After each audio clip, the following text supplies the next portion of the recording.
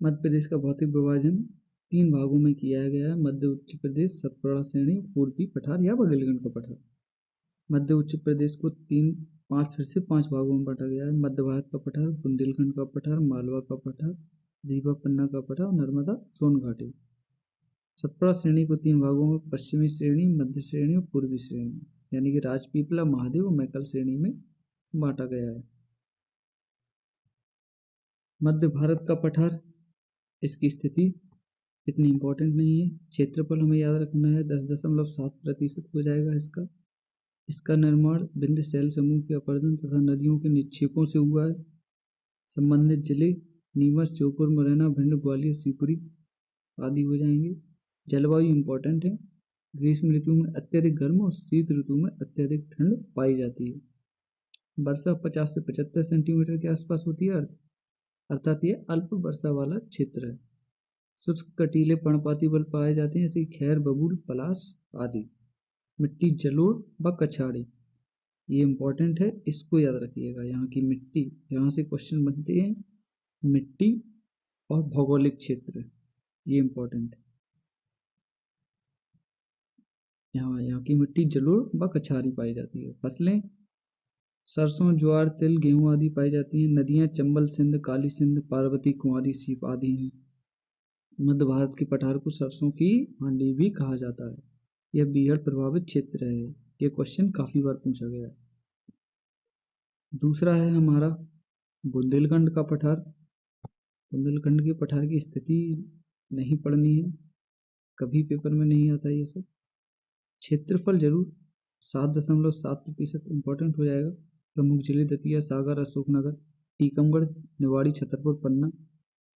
जलवायु ग्रीष्म ऋतु में अधिक गर्म और शीत ऋतु में अधिक ठंड, मतलब यहाँ की काफी खराब जलवायु होती है।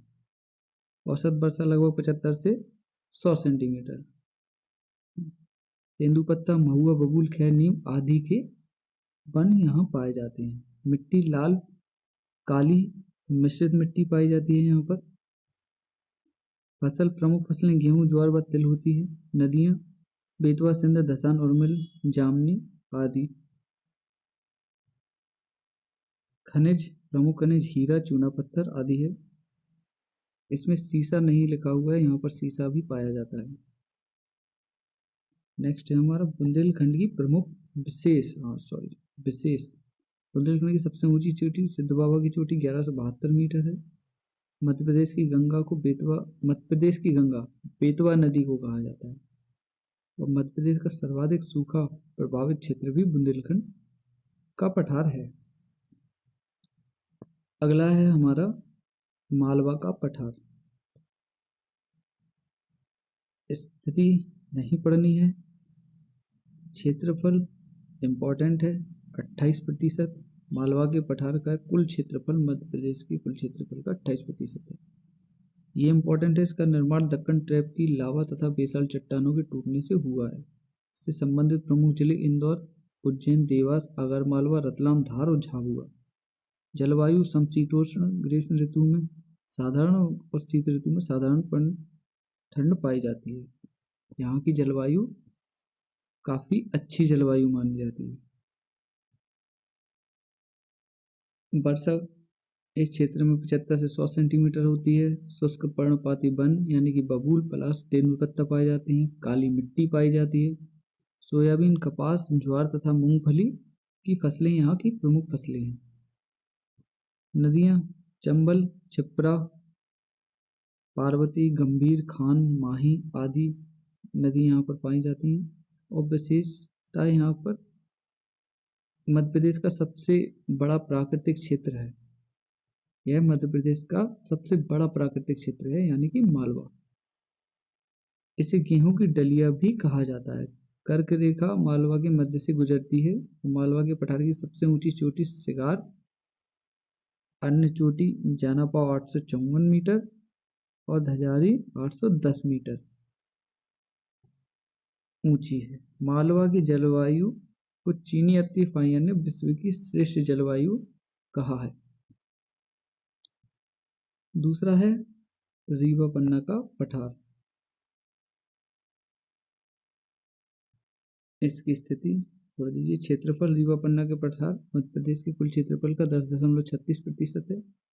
संबंधित जिले रीवा पन्ना कटनी उमरिया सतना दमोह है।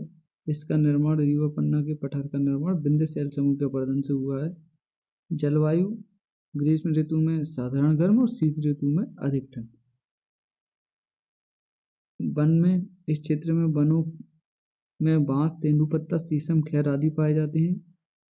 यहाँ पर मिश्रित मिट्टी पाई जाती है। नदियों में टोन्स केन बीहड़ महाना बिछिया आदि हैं। फसलें गेहूं चावल और तिल यहाँ पर होती हैं। खनिजों में चूना पत्थर गेरू व हीरा पाया जाता है। विशेषता इसे विंध्यन कगारी स्कॉटलैंड भी कहा जाता है। इस क्षेत्र की सबसे ऊंची चोटी गुडविल या सद्भावना चोटी है जिसकी ऊंचाई 752 मीटर। यह दमोह जिले में स्थित है। अगला है हमारा नर्मदा सोन घाटी। इसका क्षेत्रफल मध्य प्रदेश का 26% है।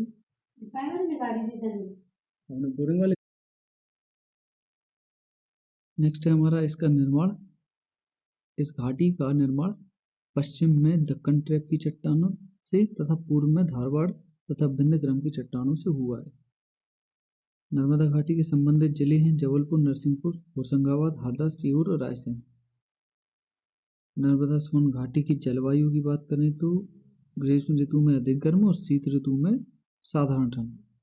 इसका पूर्वी क्षेत्र अधिक ठंडा व पश्चिमी क्षेत्र अधिक गर्म होता है। वर्षा की बात करें तो इस क्षेत्र में वर्षा की मात्रा पश्चिम से पूर्व की ओर जाने पर क्रमशः बढ़ती जाती है और इस क्षेत्र की औसत वर्षा 75 से 125 सेंटीमीटर है। नर्मदा सोन घाटी की प्रमुख नदियों की बात करें तो नर्मदा तवा हिरण सेर हथनी शक्कर व दूधी इस क्षेत्र की प्रमुख नदियां हैं। वन सागौन साल तेंदुपत्ता बांस आदि वन पाए जाते हैं। मिट्टी नर्मदा घाटी के पश्चिम में गहरी काली मिट्टी तथा पूर्वी क्षेत्र में लाल पीली मिट्टी पाई जाती है। इसके पश्चिम में कपास व मूंगफली, मध्य क्षेत्र में गेहूं एवं पूर्वी क्षेत्र में चावल का उत्पादन होता है। ये यहाँ की प्रमुख फसलें हैं। खनिजों में चूना पत्थर संगमरमर चीनी मिट्टी आदि पाई जाती हैं। नर्मदा सोन घाटी को कृषि अर्थव्यवस्था की रीढ़ की हड्डी भी कहा जाता है। यह मध्य प्रदेश का सबसे निचला प्राकृतिक विभाग है। नेक्स्ट है हमारा सतपुड़ा मैकाल श्रेणी, जिसे 3 भागों में बांटा गया था, पश्चिमी श्रेणी, मध्य श्रेणी और पूर्वी श्रेणी। इसमें इंपॉर्टेंट याद रखने लायक है जो पश्चिमी श्रेणी है वह मध्य प्रदेश व गुजरात और मध्य श्रेणी मध्य प्रदेश व महाराष्ट्र और पूर्वी श्रेणी मध्य प्रदेश व छत्तीसगढ़ की सीमा को छूती है। क्षेत्रफल लगभग 11% है। स्थिति पर हम इतना इंपॉर्टेंट नहीं होता है इसलिए हम नहीं पढ़ते, ना ही ये पेपर में पूछा जाता है। जलवायु ग्रीष्म ऋतु में साधारण गर्म, शीत ऋतु में अधिक ठंडा। इसका निर्माण दक्कन ट्रैप की चट्टानों के साथ साथ धारवाड़ क्रम की चट्टानों से हुआ है। संबंधित प्रमुख जिले हो जाते हैं बालाघाट सिवनी छिंदवाड़ा खंडवा खरगोन बुरहानपुर और बड़वानी। वर्षा पश्चिमी भाग में लगभग 75 सेंटीमीटर और पूर्वी भाग में लगभग 150 सेंटीमीटर तक वर्षा होती है। इस क्षेत्र की प्रमुख नदियां ताप्ती बैनगंगा शक्कर दूधी पेंच बरदा बावनथाड़ी हैं। मिट्टी इस क्षेत्र में छिछली काली व लेटराइट मिट्टी की अधिकता है।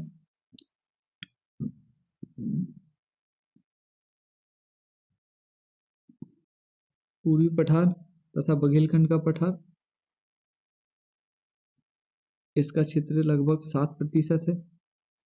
इसका निर्माण आदि महाकल्प के शैलों से हुआ है। संबंधित प्रमुख जिले हैं सीधी सिंगरौली रीवा और शहडोल। यहाँ की जलवायु ग्रीष्म ऋतु में साधारण गर्म व शीत ऋतु में अधिक ठंडी होती है। वर्षा मध्य प्रदेश में सर्वाधिक वर्षा वाला क्षेत्र है यह। यहाँ लगभग 125 से 140 सेंटीमीटर तक वर्षा होती है। नदियों में सोन जोहिला बनास गोपद है और मिट्टी लाल पीली पाई जाती है। मध्य प्रदेश के प्रमुख फसल उत्पादक क्षेत्र, इनमें इंपॉर्टेंट है मालवा का पठार और मध्य भारत का पठार, मालवा का पठार जो कि फेमस है सोयाबीन और गेहूं के लिए, और मध्य भारत का पठार जो कि फेमस है अपने सरसों के लिए। चलिए फटाफट रिवीजन, प्राकृतिक विभाग का फटाफट रिवीजन हो जाएगा। मालवा का पठार, क्षेत्रफल इसका 28% है, काली मिट्टी पाई जाती है, सोयाबीन यहाँ की प्रमुख फसल है, प्रमुख नदियां चंबल, माही, छिप्रा, पार्वती, और इसकी विशेषता है मालवा पठार की सबसे ऊंची चोटी सिगार चोटी है। दूसरा है मध्य भारत का पठार, इसका क्षेत्रफल 10.68%, यहाँ की मिट्टी जलोढ़ और कछारी, प्रमुख फसल हो जाएगी सरसों, और चंबल, सीप, सिंध यहाँ की प्रमुख नदियां हो जाएंगी। इसे सरसों की हांडी भी कहा जाता है मध्य भारत के पठार को। बुंदेलखंड का पठार 7.7% का क्षेत्रफल कवर करता है, मिश्रित मिट्टी पाई जाती है, प्रमुख फसल गेहूं और तिल हो जाएगी, केन, बेतवा और जामनी प्रमुख नदियां हो जाएंगी, और बुंदेलखंड की सबसे ऊंची चोटी सिद्ध बाबा की चोटी हो जाएगी। रीवा पन्ना का पठार 10.36% एरिया कवर करता है, मिश्रित मिट्टी पाई जाती है, गेहूं चावल की प्रमुख फसल होती है यहाँ, केन, टोंस यहाँ की प्रमुख नदियां हैं, और जबेरा गुंबद दमोह जिले के रीवा के पन्ना पठार में अंतर्गत स्थित है। ये यहाँ की विशेषता हो जाएगी। नर्मदा घाटी 26% जगह कवर करती है, जलोढ़ गहरी मिट्टी पाई जाती है, जलोढ़ गहरी काली मिट्टी पाई जाती है, गेहूं, दलहन, गन्ना यहाँ की प्रमुख फसल है, नर्मदा और तवा यहाँ की प्रमुख नदियां हैं। यह मध्य प्रदेश का सबसे निचला प्राकृतिक स्थल है। सतपुड़ा पर्वत श्रेणी 11% क्षेत्रफल कवर करता है, लेटराइट क्षेत्रीय काली मिट्टी पाई जाती है, प्रमुख फसल मक्का है यहाँ की, दूधी, देनवा, शक्कर प्रमुख नदियां हो जाएंगी, और मध्य प्रदेश की सबसे ऊंची चोटी धूपगढ़ यहीं पर स्थित है। बघेलखंड का पठार 7% क्षेत्रफल कवर करता है मध्य प्रदेश का, लाल पीली मिट्टी पाई जाती है, चावल यहाँ की प्रमुख फसल हो जाएगी, प्रमुख नदियां सोन और बीहड़, और यह मध्य प्रदेश का सबसे छोटा प्राकृतिक भूभाग है। और इसी के साथ ही हमारा पहला अध्याय समाप्त हो गया है। आगे हम बात करेंगे मध्य प्रदेश की पर्वत श्रृंखलाओं की।